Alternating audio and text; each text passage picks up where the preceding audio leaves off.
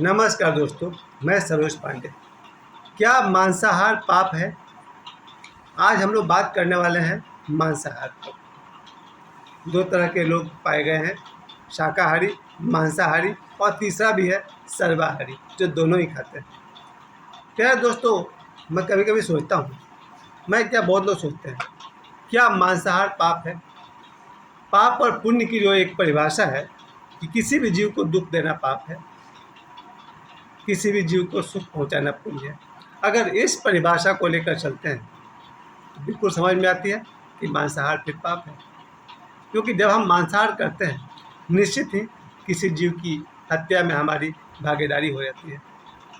फिर मेरे बहुत सारे दोस्त हों, शायद मेरे 99% जो दोस्त हैं वो मांसाहार हैं, मांसाहार करते हैं, और मुश्किल से 100 में 1 लोग होंगे जो मांसाहार नहीं करते हैं। शायद ज़्यादा है, मैं बोलने में ज़्यादा बोल गया हूँ, लेकिन शायद 10 और 80 का 90 का अनुपात है कि 10% लोग मेरे दोस्तों में शाकाहारी हैं तो 90% लोग मांसाहारी हैं। और ये बात बचपन से मेरे मन में चलता रहा, क्योंकि मैंने स्वयं कम से कम 10 साल तक मांसाहार मैंने भी किया है। जब मैं 14 साल का था, मैट्रिक में पढ़ता था, तब मैंने पहली बार चिकन खाया था किसी विवाह पार्टी में। मेरे एक प्यारे से दोस्त ने कसम दी थी, दोस्ती की कसम, और पहली बार मैंने चिकन खाया था।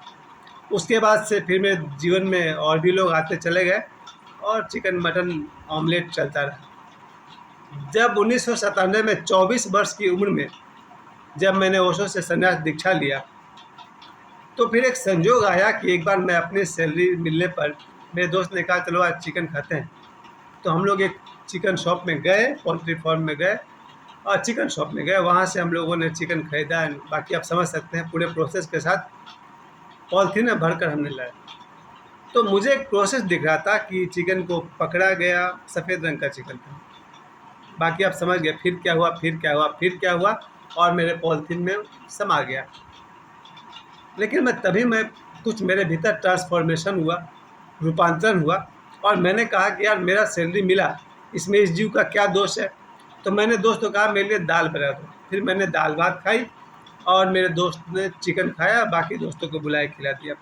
पर वही 1997 में आखिरी दिन था जो हमने मांसाहार मैंने तो किया नहीं, और उस दिन के बाद से भी नहीं किया।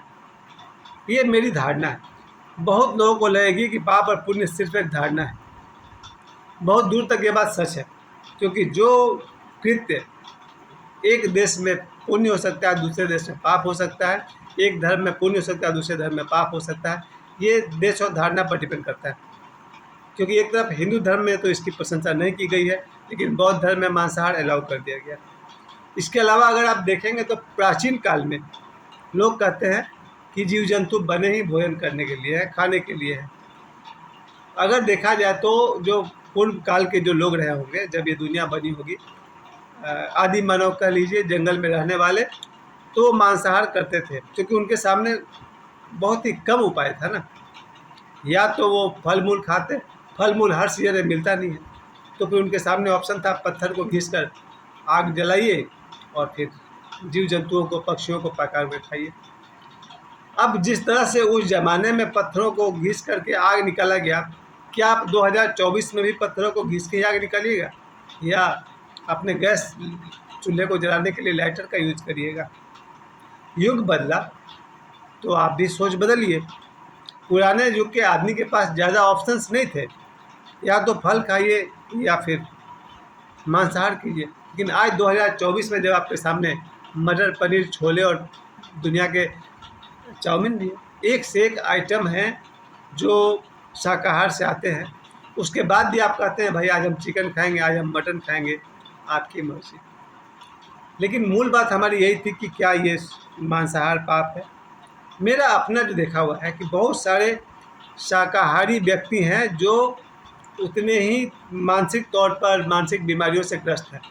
ये मुझे लगता था कि शाकाहारी आदमी बहुत सीधा शांत होता होगा और मांसाहारी आदमी बहुत ही एग्रेसिव होता होगा, लेकिन ऐसा कुछ नहीं है।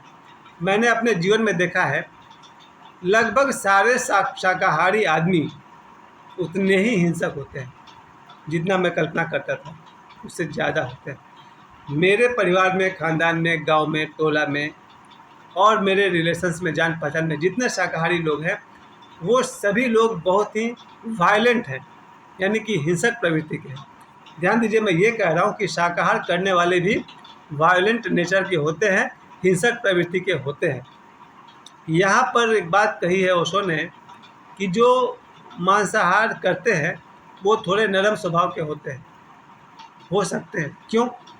क्योंकि उनका सारा हिंसा उस चिकन को चबाने में निकल जाता है। यानी कोई आदमी अगर मांस खा रहा है या चिकन खा रहा है तो उसके दांतों को एक्स्ट्रा लेबर, अतिरिक्त श्रम करना पड़ता है, और उसको चबाने में उसको इतना मेहनत लगता है कि उसका मेहनत वहाँ से निकल गया और उसका स्वभाव नरम हो गया। तो एक चांस तो यह है कि मांसाहारी व्यक्ति ही नरम व्यवहार का निकल जाए, लेकिन वो मैं पूरी तरह से नहीं जानता हूँ, क्योंकि मैं जितने भी मांसाहारी लोगों को जानता हूँ, दे ऑल आर वायलेंट। ये मेरा अनुभव है, मैं ओशो से हट के बात कर रहा हूँ। अगर मेरा कोई निजी अनुभव है तो यही है कि मैंने हर मांसाहारी आदमी को मैंने वायलेंट ही पाया है। उसी तरह से मैं देखता हूँ कि जितने भी शाकाहारी लोग मेरे जीवन में हैं वो सब के सब हिंसक हैं। इसका मतलब कि शाकाहार और मांसाहार का क्लियर डिवीज़न पॉसिबल नहीं है, साफ साफ बंटवारा संभव नहीं है।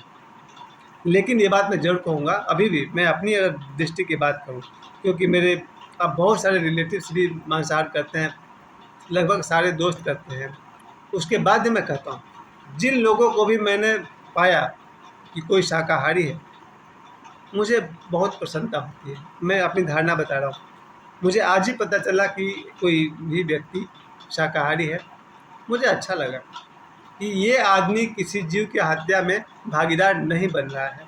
पहली बात, क्योंकि लोग को मैं देखता हूँ विशेष मौके पर जाएंगे, इधर दुर्गा पूजा ख़त्म हुआ, चले गए दुकान पर, वहाँ पर नवरात्रि ख़त्म, अब शुरू करें, तो वो लोग मांसाहार के लाइन में खड़े हैं, सुबह 3 या 4 बजे से लाइन लगाए हुए हैं।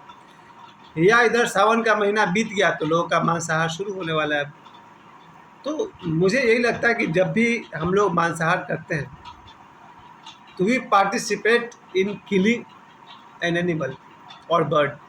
हम लोग किसी जीव के, पक्षी के हत्या में भागीदार बनते हैं। यहाँ मैं मानता हूँ कि आप एक ऐसे चेन के हिस्सा बन जाते हैं, एक हत्या में आपका भी हाथ होता है। इसलिए मैं अपनी तरफ से पसंद करता हूँ अपने शाकाहारी रिश्तेदारों को, शाकाहारी मित्रों को। अभी जब मैं बाबा बागेश्वर धाम से लौट कर आया पिछले महीना, तब से लेकर आज तक मैं किसी के घर नहीं जाता हूँ।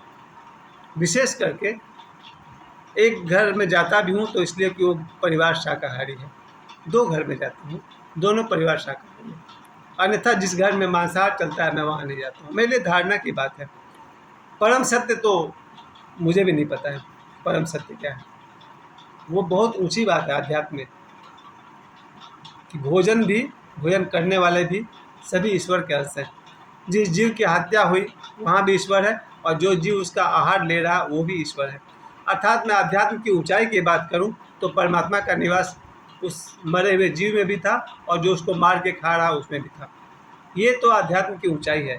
लेकिन अगर मैं नॉर्मल लाइफ की बात करूं, मेरे हिसाब से, मेरा पर्सनल हिसाब से, जिस दिन हम लोग मांसाहार करते हैं, अगर उस दिन कोई आदमी को आप गीता पकड़ा दीजिए तो उसको मन नहीं करता है कि हम गीता को हाथ लगाए। वो बोलता है वो आप रख दीजिए। कहीं तो मन में विक्षेप आया। अगर उस दिन कोई मैं आपको रामायण पकड़ा दूँ, बोलूँ कि भाई टेबल पर रख दीजिए, आप कहिए रुकिए रुकिए आज हम चिकन खाएं, हमको मत दीजिए। कहीं न कहीं आपका मन धर्म ग्रंथ को छूने से कतरा रहा है। इसलिए जब हम लोग, मैं अपनी बात कर रहा हूँ और मेरे परिवार की बात कर रहा हूँ, जब हम लोग शाकाहार करते हैं, हमारा ध्यान साधना कंटिन्यू रहता है। 24 घंटे ध्यान साधना में रह सकते हैं अगर हमने शाकाहार किया है तो। लेकिन अगर हमने मांसाहार कर लिया है तो फिर मुझसे कोई गायत्री मंत्र का जप तो होगा नहीं, हनुमान चालीसा का पाठ करेंगे नहीं उस दिन, रामायण का पाठ करेंगे नहीं, यहाँ तक कि कोई मंत्र जाप भी नहीं कर सकते हैं। तो चलिए, असली सवाल ये था कि क्या मांसाहार पाप है या पुण्य है। पाप और पुण्य का फैसला करने वाले हम कौन होते हैं। लेकिन मैंने अपनी धारणा आपसे कही, किसी जीव को दुख देना पाप है, इस हिसाब से मांसाहार पाप है। ये मेरी राय है, परम सत्य नहीं है। आपकी जो मान्यता है वो आपके काम आएगी, मेरी जो मान्यता है अगर आपकी कोई सहायता कर सके तो बहुत बढ़िया, नहीं तो हम सब क्या खाएं स्वतंत्र हैं। मुझे समय देने के लिए आप सभी को बहुत बहुत धन्यवाद।